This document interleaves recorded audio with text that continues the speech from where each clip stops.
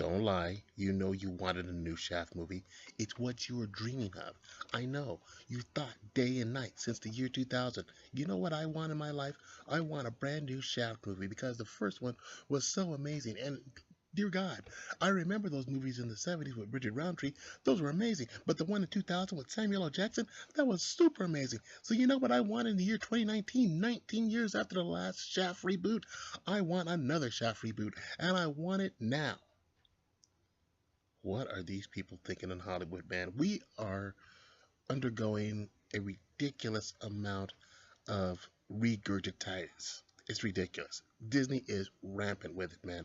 I was looking at the 2019 schedule for Disney, and it's ridiculous. Disney does not have an original thought in their head, man, and this thing is going to totally bite them in the butt. But we're not talking about that right now.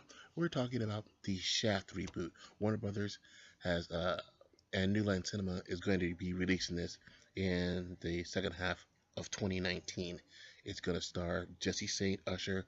It's going to star Samuel L. Jackson, who I guess will be reprising his original role from the year 2000, where he plays, I guess, John Shaft II. Um, and his son will be, of course, John Shaft III. He's going to be some kind of a FBI, MIT nerdy sort of character, and he's going to tag along with his dad and fight crime in the streets of Harlem. Boy, that's not a stretch or anything like that. You know, of course, it's got to be in Harlem. You know, we'll not even get into that craziness. But anyway, because it's Shaft and he's black, so guess what? We've got to go to Harlem because that's what you do in Hollywood. So anyway, so this latest installment, like I said, is coming out sometime in the middle of 2019. But the weird thing about it is in terms of how they're going to do it, and they're doing this also with another film that is actually going to be released this week called Isn't It Romantic with Rebel Wilson. And this movie's not going to do anything because there hasn't been any kind of promotion for it. And it's kind of sad that it's probably going to flop because actually the previews are pretty cute. I mean, it's a cute little thing. Rebel Wilson, Rebel Wilson is one of those entities that is, I don't know if she's right on the edge of being a breakout star, but she's got talent and she's always really interesting to look at. She's kind of like I don't want to say a cheap Melissa McCarthy, but she's definitely second tier. Of course, her big claim to fame is playing Fat Amy in the Pitch Perfect series. So, but anyway, she's got a new movie coming out this week. It's called Isn't It Romantic?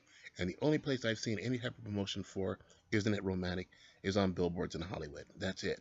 But the weird thing about that thing, and much like this here, Shaft, they're undergoing the same kind of financial model, which is kind of weird. Half half of the production value, the production cost for Shaft is going to be covered by Netflix. This movie's costing about $30 million, and Netflix is going to pick up half the bill. They're going to release the movie, but then 2 weeks after the American theatrical release, they're going to put it on Netflix overseas. And the same thing is happening with Rebel Wilson's new movie, Isn't It Romantic? And that one's got her and I think Chris Hemsworth in it, and Adam Devine, and it's kind of a cute little concept. The concept behind that movie, and maybe I'll get into that in another video because that's not what we're talking about here. We're talking about Shaft. But anyway, the model is the same for Shaft. They're going to release it here in the States, and after the first 2 weeks, then they're going to drop it on Netflix.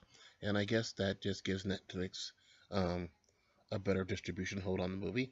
It gives it, it gives it definitely new and fresh material without having to go full price on it. And for the distributor, the one that's putting up the other half of the money, they get to put a major release out, albeit a cheap release, and they get to drop a theatrical release for about half the money that they would. Are they expecting a lot? Obviously, they're not expecting a lot, and obviously they're probably not expecting a lot out of Shaft, even though I'm sure people are getting paid. It's a $30 million budget. Regina Hall is also in it, and I think they're just happy to get like 2 weeks of box office out of it, and hopefully make their 15 million back, or maybe double it or something of that nature. So I think this is the model that is probably going to be a way of the future, which kind of sucks for the moviegoers like you and me, because that means, quite frankly, you're going to have a lot of crap product that's coming out. If a lot of movie theaters are going to go this model, they're basically trying to get in under and get it done cheap and get it out quick, which is probably why you haven't seen any type of promotion for this new Rebel Wilson movie, and why you're probably going to see very little promotional for Shaft. You'll see maybe a little blip, maybe about a month out, but in terms of like real hard stuff, like television commercial schedules and things of that nature, you're probably not. And it's going to be really interesting to see how this model holds up, or if it's a model that is going to be pursued in the future. Warner Brothers is dropping it this time. New Line Cinema is producing.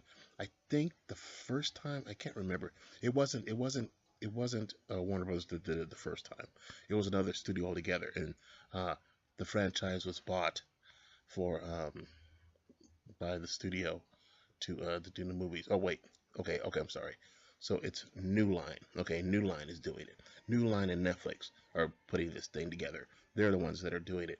Warner Bros. Originally had the original 2000 version, and now these two will team up, like I said, and split that $30 million cost and put it out like that. So whether this is going to work or not, I guess it's good for everybody involved. The only person that it's not good for is the moviegoer. You know, it's going to diminish in quality somewhat. You know, it's going to be like these kind of little cheap products. And maybe they'll get a hold of it. Maybe they'll figure out how to make the whole thing work. You know, I immediately think of the uh, the Lionsgate projects in about 10 or 15 years ago. A lot of cheap but quality movies. A lot of movies with Jason Statham and things of that nature. They were interesting products. Cheap product but interesting product. We'll see if that translates as well. I think that Lionsgate basically was able to profit off of that because they were hungry, and they had a good nose of finding the right talent to do the right things at the right time. This new Netflix movie is being directed by Tim Story, who is an okay director. He's directed things that kind of like quirky nature. Immediately to my head, I think of that movie with Queen Latifah and Jimmy Fallon. I know he directed that, and I think he's got a couple of superhero movies under his belt too. So obviously he's an able director, and it's just enough to get by. But like I said, we'll see how all of this works out for everybody in the long run. I think the people that are going to be on the short end of the stick is going to be you and me. We'll see. Shaft coming out real soon. Thanks for listening. God bless and good night.